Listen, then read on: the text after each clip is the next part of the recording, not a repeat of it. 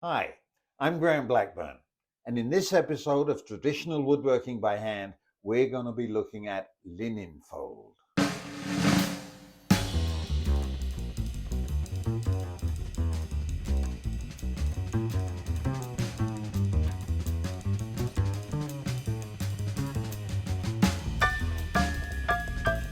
In a previous episode of Traditional Woodworking by Hand, we talked about parchment fold. Parchment fold was one of the earliest varieties of decorating panels that were used in frame and paneling. A development that followed on from parchment fold is linen fold. And here you see a whole bunch of different patterns of linen fold. It's called linen fold because it was an imitation of the curtains that people hung in the doorless doorways of castles. And there were all sorts of different varieties of it, but basically it all looks like linen that's been folded over. It was used for so many hundreds of years that, in fact, antiquarians use it as a way of dating particular pieces of furniture or buildings, depending on what the actual pattern was. But today, I'm just going to give you a brief introduction as to how it was done, and later on, we'll get into it in more detail. Since all these linen fold panels are panels designed to go into frame and paneling, the very first thing that you need to do is to take the piece of wood that's going to comprise the panel, and you need to make a rabbet all the way around the outside so that the edges of the wood will fit into the framing. So one way of doing that is to take a rabbet plane. You can use a modern Stanley metal rabbet plane, and you just plane this all the way around until you've got the edge thin enough to fit into the framing.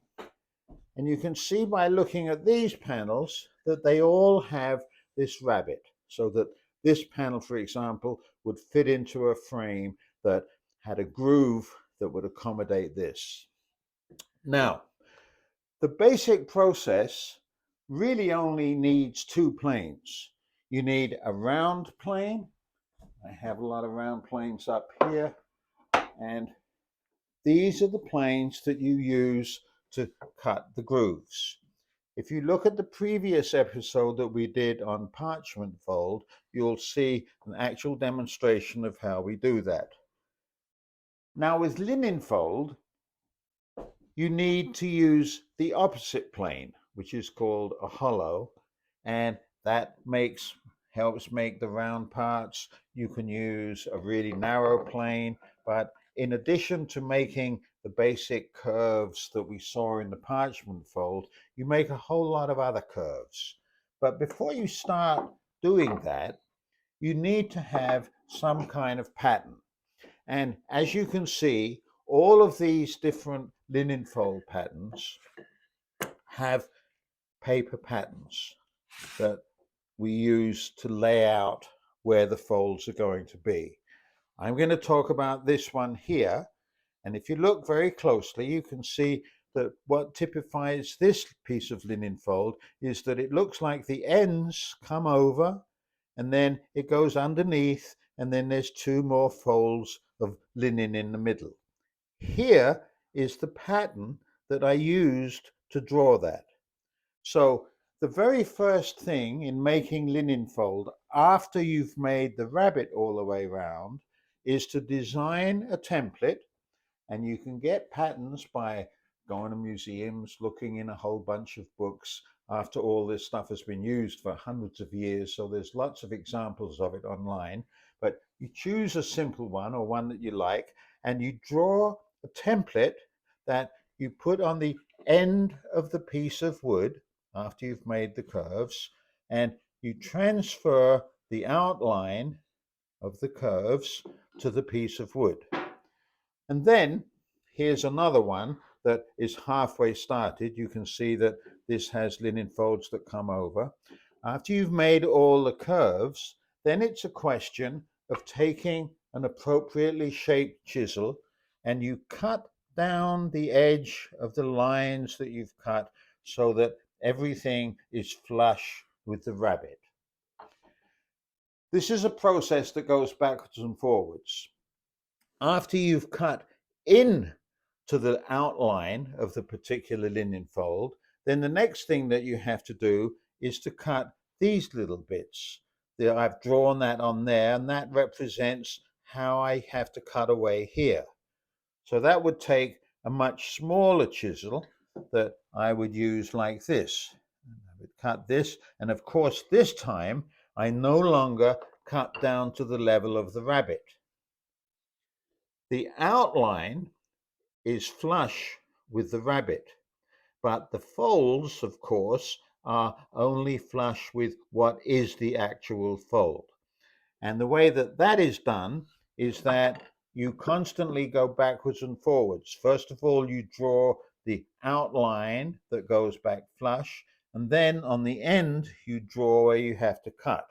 So let's imagine that this piece, we've already cut all the different folds and curves, and now we have to, with a appropriately sized chisel, we have to cut like this, and we cut this, but it doesn't go all the way down to the bottom.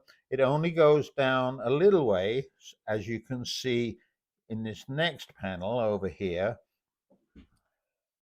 so that it actually represents folded cloth. That's basically the procedure. Cut a rabbet, make a template, cut the hollows and rounds, draw the shape of the folds on the end, with the appropriate chisels, cut down first of all that wood that is level with the rabbet, and then lastly cut down the pieces that represent the folds of the linen that don't actually go down to the bottom. May sound a little complicated, but it's actually quite fun once you get used to it. In a subsequent episode, we'll make a linen fold panel from start to finish. But to start with, I just wanted to introduce you to all the different patterns that you can do, because it really is a fascinating example of making wood, which we spend so much time trying to make flat, making wood look really fluid. That's the essence of linen fold. By the way, if you can't wait for the next episode on linen fold, you might want to take a look at one of the many books that I've written that contains an entire chapter on how to make linen fold. I hope you like that. I hope you come back to watch how we actually make a panel later on. Don't forget to hit the subscribe button and enjoy some woodworking by hand. Thank you.